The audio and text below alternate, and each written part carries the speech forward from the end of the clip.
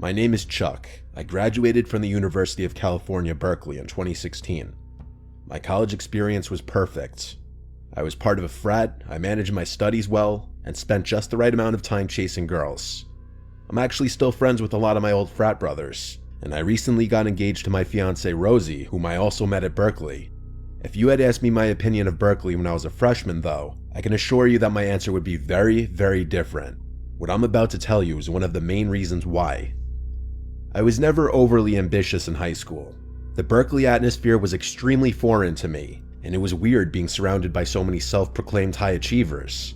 As a freshman, I was quickly swept up into the frenzy of career development and planning the next 30 years of your life as an 18-year-old.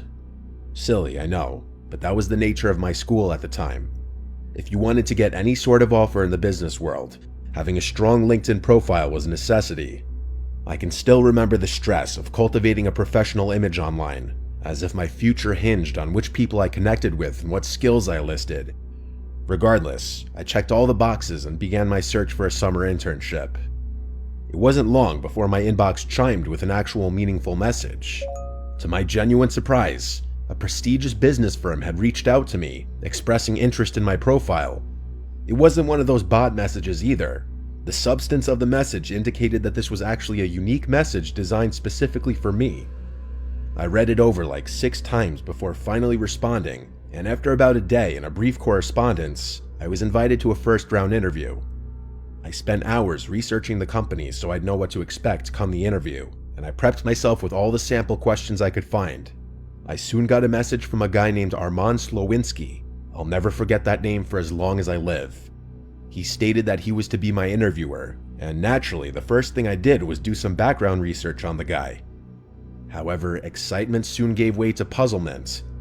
I scoured LinkedIn for Armand's profile, expecting to glean some insight into the person I'd soon be meeting. Strangely, I found nothing. No trace of their professional footprint, no social media, nothing. I shrugged it off, attributing it to perhaps a preference for privacy or something like that. Armand and I agreed on a day and time, and he gave me the interview location. I searched it up on my phone and realized that it was some random coffee shop in Oakland. This is when I started getting confused. Why would an interview not take place in Berkeley? We had tons of coffee shops and perfect places for interviews in our college town, so I was just perplexed. The address online seemed pretty normal though, so I didn't think much of it. A day before the interview, I told my friend Riley about the situation.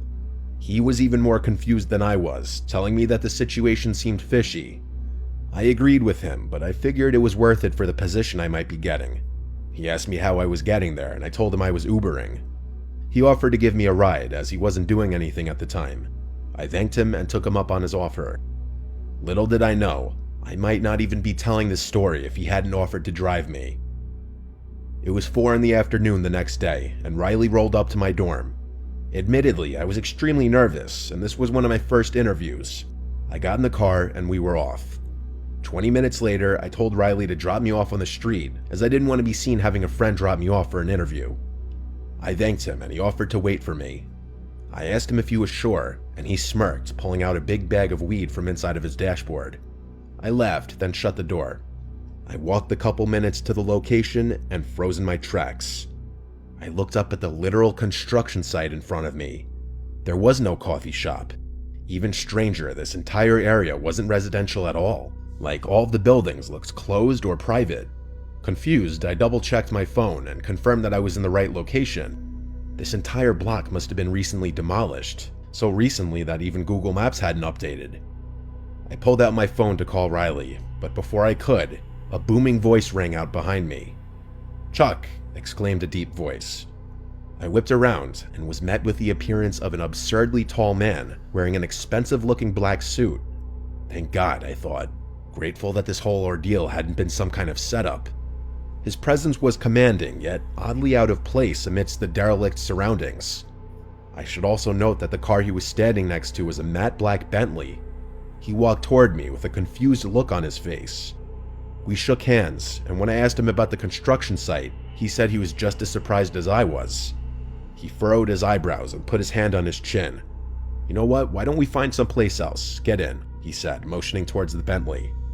He walked back to the car and shouted over his shoulder, "Shotgun's all yours." Without another word, he got in the front seat and shut the door. Excitedly, I followed. I walked around the car just to admire it a little and couldn't help but glance into the back seat. I expected to see the beautiful leather seats that you would expect in a Bentley, but instead, my eyes met a sight that sent a chill down my spine.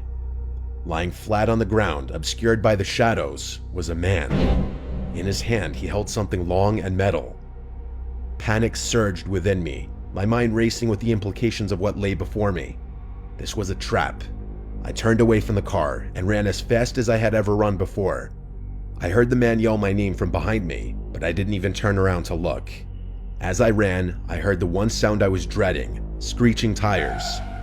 I shot a glance over my shoulder and saw the car turning around, pointing in my direction. I had to think quickly. There was no way I was going to outrun a car. It wasn't like I could just escape the situation. There wasn't really any open space around me, just an endless maze of streets.